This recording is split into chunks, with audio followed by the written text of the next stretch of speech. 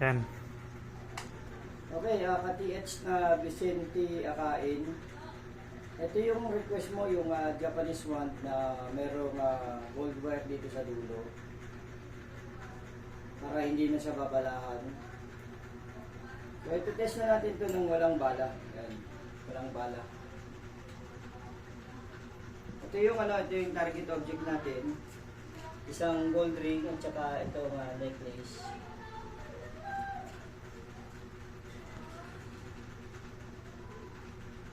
So dito muna tayo.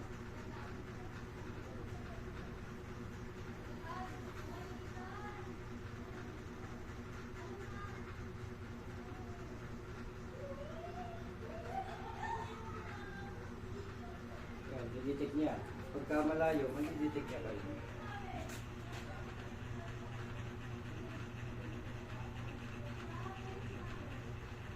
So, palapit ka ng palapit doon sa object. Palapit ka ng palapit. Pagka natutukan mo na siya, ayun mangyayari yun. Ihinto siya konti. Tapos bibilog na.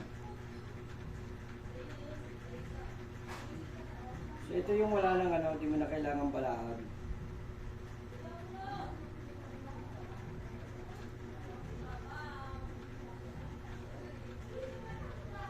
Pwede mo siyang gamitin ng pag ganito.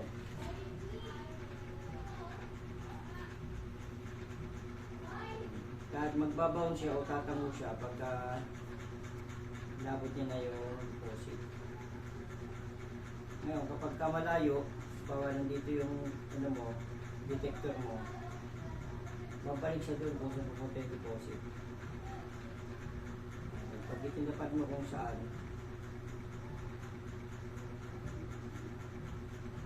magbabound siya. Okay.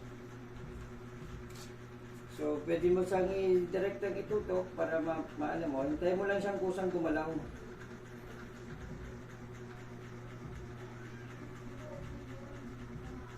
Huwag mo masyadong higpitan yung hawak. Hintayin mo lang siyang kusang gumalaw. So, ganito hawak mo kasi first timer siya. Ganito hawak mo dapat muna. Pitin mo siyang ganyan. Diinan mo ganyan. Hawakan mo yung handle. Huwag masyadong malakas. Tapos hintayin mo siyang kusang gumalaw lang.